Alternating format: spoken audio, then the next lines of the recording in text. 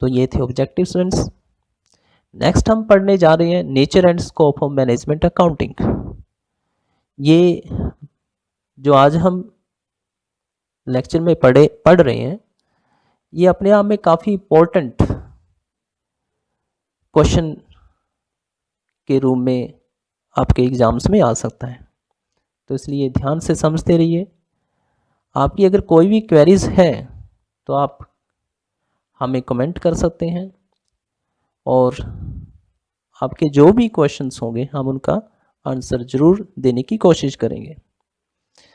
तो nature scope देखिए, जब हम डिस्टिंक्टिव फीचर्स के बारे में पढ़ रहे थे मैनेजमेंट अकाउंटिंग की, तो वहाँ से हमें इसके बारे में पता चल ही गया था कि मैनेजर्स के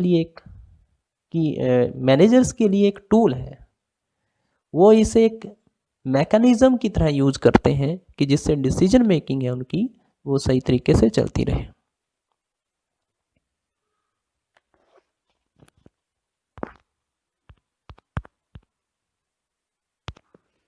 तो नेचर स्कोप में पहला पॉइंट है provides accounting information. Management accounting में पहला नेचर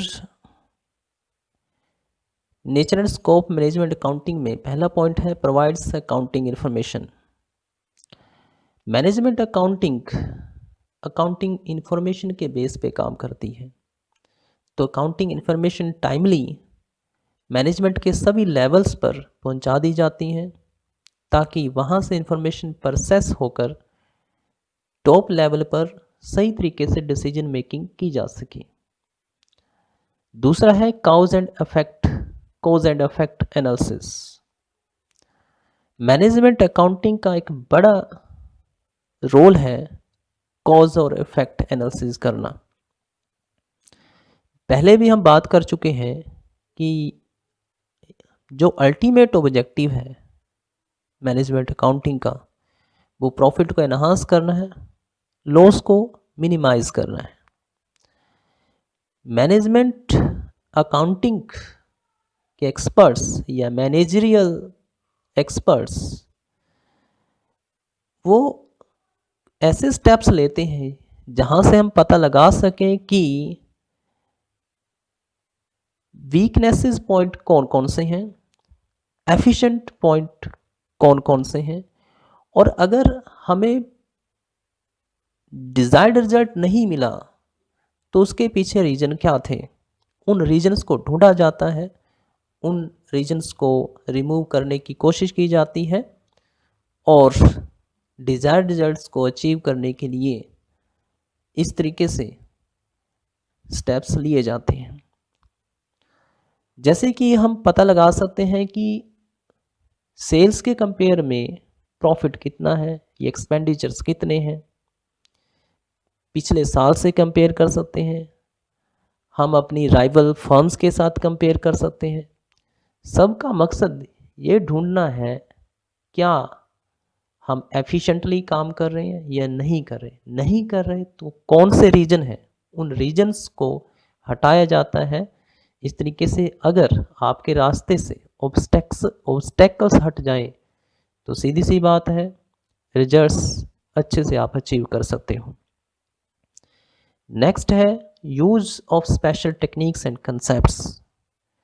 मैनेजमेंट अकाउंटिंग को सीखने के लिए आपको कुछ टूल्स, कुछ टेक्निक्स, कुछ कंसेप्ट्स सीखने पड़ेंगे। For example standard costing, budgetary control, marginal costing, या कुछ और आगे जो आप आगे पढ़ोगे।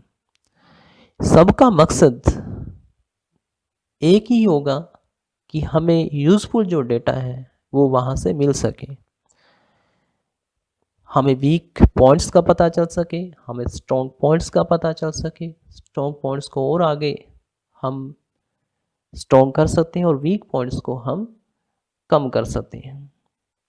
नेक्स्ट है टेकिंग इम्पोर्टेंट डिसीजंस। देखिए, ये तो सीधी सी बात है कि मैनेजमेंट अकाउंटिंग की प्रोसेस इसीलिए लगाते हैं कि वहाँ से यूजफुल डिसीजंस ले सकें। पास्ट की जो इन्फॉर्मेशन है, जो हिस्ट्रिकल डेटा है, वो हम अपने हिसाब से एनालाइज करते हैं और वहाँ पर जो भी हमारे वीक पॉइंट्स रहे उनको हटाकर हम फ्यूचर में इम्प्रूव करने के लिए डिसीजन मेकिंग करते हैं। नेक्स्ट है अचीविंग ऑब्जेक्टिव्स। तो ये दोनों आपस में जुड़े हुए हैं। हमारे सामने टारगेट्स होते हैं, टारगेट्स को हम अचीव करने के लिए काम करते हैं। सभी डिपार्टमेंट्स के अपने अपने टारगेट्स होंगे, वो अपनी परफॉर्मेंस को अपनी टारगेटेड इंफॉर्मेशन परफॉर्मेंस के साथ कंपेयर करेंगे। अगर कोई कमी पेशी है, अगर कोई डेविएशंस है तो करेक्टिव एक्शंस लिए जाते हैं। आप आगे पढ़ोगे कि बस्टरी कंट्रोल भी एक तरीके से हमारे ऑब्जेक्टिव्स को अचीव करने के लिए काम करता है। वहाँ पर हम फॉर एग्जांपल एक्सपेंडिचर्स एलोकेट करते हैं। अगर हमारी डिजायर्ड लिमिट से ज़्यादा एक्सपेंडिचर्स आते हैं तो हम उनके रीजंस का पता लगाने के लिए काम करते हैं। इसी तरीके से स्टैंडर्ड कॉस्टिंग, ये भी आप आगे पढ़ोगे। इनका मकसद हमें ऑब्जेक्टिव्स अचीव करने के लिए हेल्प करना है। नेक्स्ट इसकी जो फीचर कह सकते हो या नेचर कह सकते हो वो है नो फिक्स नॉर्म्स। ये हम पहले भी पढ़ चुके हैं कि यहाँ पे अकाउंटिंग के रूल्स हैं, प्रिंसिपल्स हैं, या जो वहाँ पे मेथड्स हैं वो हमारे मैनेजमेंट अकाउंटिंग में यूज़ नहीं होंगे। वो सेम उनको एज इट इज़ यूज़ नहीं किया जाता। मैनेजर्स अपने हिसाब से उन इन्फॉर्मेशन को ढाल सकते हैं, मॉडिफाई कर सकते हैं और एक अच्छी डिसीजन मेकिंग कर सकते हैं। इससे पहले हम डिस्कस कर चुके हैं कि वो एक अच्छा मैनेजर्स कहलाएगा जो कि अकाउंटिंग इन्फॉर्मेशंस को इस तरीके से यूज करता है कि वो एक अच्छी जानकारी वहाँ से निकाल सकें।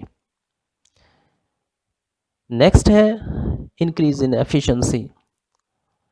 तो जब आपको आपके वीक पॉइंट्स या इन एफिशिएंट स्पॉट्स का पता चल जाता है, आप उसको हटाने की कोशिश करते हो। फॉर एग्जांपल, आप हमारी कोई आदत हो सकती है जो हमें पीछे खींच रही है, तो हम अपनी उस आदत से छुटकारा पाने की कोशिश करते हैं। बिजनेस में भी मैनेजमेंट एक्सपर्ट्स एफिशिएंट्स और इन एफिशिएंट सपोर्ट्स को ढूंढने का काम करते हैं, और अगर कोई कमी आती है तो करेक्टिव एक्शंस लेके, करेक्टिव मेजर्स अडॉप्ट करके हम वहाँ पर अपनी एफिशिएंसी को इम्प्रूव कर सकते हैं। नेक्स्ट है जो कि पहले भी हमने उसके बारे में समझा है, supplies information note the decision. एक बड़ी इंपॉर्टेंट बात यहाँ पे छिपी हुई है कि मैनेजमेंट अकाउंटिंग में आपको इंफॉर्मेशंस तो अवेलेबल हो जाएंगी, लेकिन वहाँ से आपको उनको यूटिलाइज कैसे करना है। कोई भी इंफॉर्मेशंस अपने अंदर कुछ इशारा रखे रहती है, तो आपको उसके इशारे को समझना है।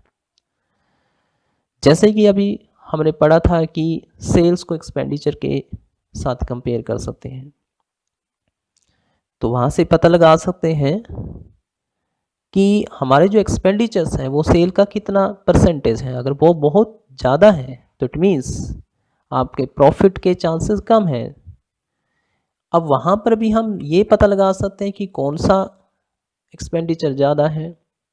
अगर वहाँ उस एक्सपेंडिचर को कम करने की पॉसिबिलिटी है तो हम उसे और कम कर सकते हैं। तो ये डिसीजन मेकिंग मैनेजर्स पे डिपेंड करती है। इंफॉर्मेशन आपको अवेलेबल हो जाएंगी, तो इसलिए मैनेजमेंट अकाउंटिंग डिसीजन मेकिंग पे काम करता है। लास्ट बट नॉट लीस्ट वो है कंसर्न विद फोरकास्टिंग।